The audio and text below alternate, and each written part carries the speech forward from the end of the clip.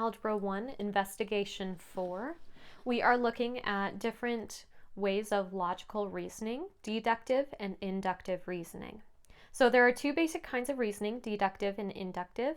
Deductive reasoning bases a conclusion on laws or rules, things that have been established, and inductive is based on conclusions that are an observed pattern. It consistently happens that way, so I'm going to use inductive reasoning to show that maybe it will continue. Both types of reasoning can be used to support or justify conclusions. For example, all fruit have seeds. An apple is a fruit. The two statements form an argument. The first statement is the premise, and the second statement is the conclusion. So premise is that all seeds have fruit, and our conclusion is that an apple is a fruit. In deductive reasoning, if the argument is solid, the conclusion is guaranteed. Since it's based on laws or rules, we can guarantee that it's true or false, depending on what we are saying. In inductive reasoning, if the argument is solid, the conclusion is supported but not guaranteed. Since it's just based on a pattern, we can assume that the pattern might continue, but it may not. For example, inductive reasoning, maybe someone gets 100% on 5 quizzes in a row. Although we could use inductive reasoning to say that the person will continue to get 100%, it's not guaranteed. So, math language over here, a premise is the foundation for an argument. It's used as evidence for the conclusion, and a conclusion is an opinion or decision that's logically following the premise. So, let's consider Daryl and Aaliyah's responses here. So Daryl says, according to Newton's first law, every object will remain in uniform motion in a straight line unless compelled to change its state by the action of an external force. So if I kick a ball, it will travel forward at a constant speed until it hits the wall. Aaliyah says, in the past, I've noticed that every time I kick a soccer ball, it travels forward at a constant speed until it hits the wall. The next time I kick a ball, it will keep going until it hits the wall. Well, which one is which? And as you can imagine, Daryl is using deductive reasoning because he's using a law to support his conclusion, whereas Aaliyah is using a pattern that she's noticing. Even though they're based on the same idea, they're using different types of reasonings to support their ideas. So let's identify which one is which. So if I have the premise, a student has earned a score of 100 on the last 5 math tests, kind of like I was describing before. The student will earn a score of 100 on the next math test. Although this is a nice pattern, it's not guaranteed that they will get 100 on the next math test. We would call this inductive reasoning. I'll put an I for inductive. Number 2, the measures of 3 angles of a rectangle are all 90 degrees, so the measure of the fourth is 90 degrees. Well, we know for sure, based on a rule in math, that with a rectangle we have all 90-degree angles to form 360 degrees in a rectangle. So if 3 of them are 90 degrees, the fourth has to be 90 degrees. This is using deductive reasoning, and that conclusion is guaranteed. Number 3, a number pattern begins with 3, 5, 7, 9, 11.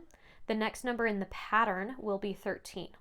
Although you might want to fight for the fact that there is a rule or something that goes and says it has to be +2 throughout, is that guaranteed?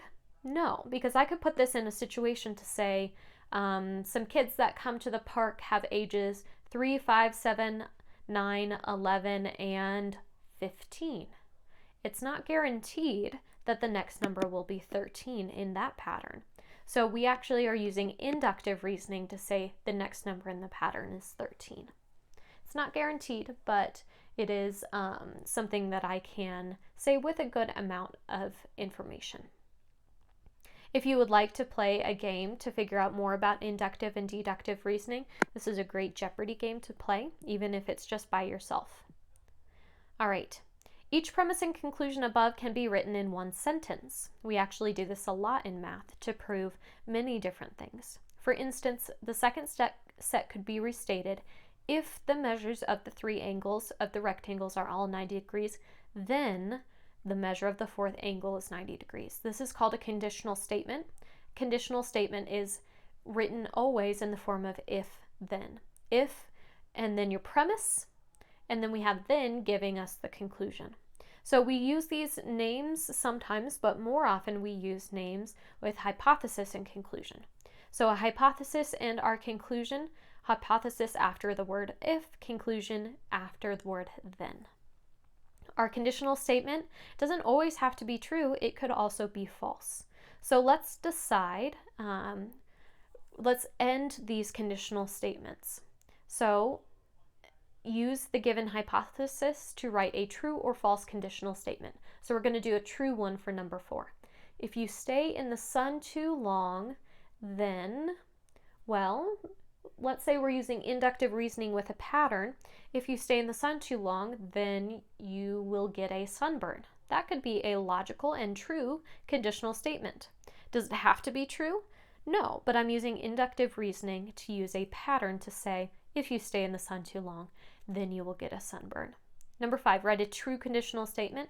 If the student has a temperature higher than 101 degrees, then they should stay home from school. That's a logical conclusion for this statement, for this hypothesis. You could say something like, then the student is sick, then the student should go to a doctor. Lots of different ways to answer that.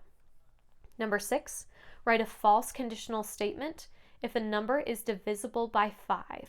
So we want something that's false here. So if a number is divisible by 5, then the number will end in a 3. If I think about all of those numbers that are divisible by 5, I know that they end in a 5 or a 0. So if I conclude this statement by saying, then the number ends in a 3, that would be a false statement. Okay? All right. Now, the statement, if a figure has 4 sides, then it is a square, is false, because not all figures that have 4 sides is a square. It could be a rectangle, it could be a parallelogram, but it doesn't have to be a square.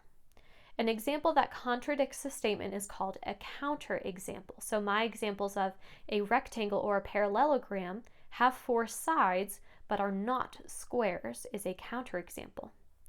One counterexample is sufficient to show the statement is false. If you can even think of just one, then we can say that it's false. So number 7, the sum of a positive number and a negative number is negative. So let's provide a counterexample. For number 7, if I think about some numbers, a positive number and a negative number, we want the sum to be positive for my counterexample. So maybe if I take a number like -3, so that's my negative number, and a positive number, how about 5, I get 2 as my sum.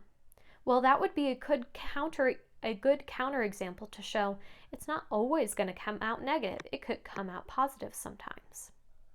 How about number 8? If a student is a teenager, then she is 14 years old. Does she have to be 14 years old?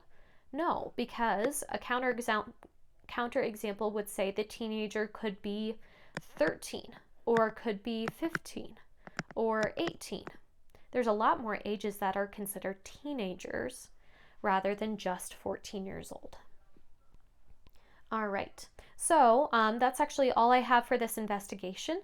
There are some good practice problems in the investigation practice that you can use in order to practice these concepts for deductive reasoning, inductive reasoning, counterexamples, and even conditional statements.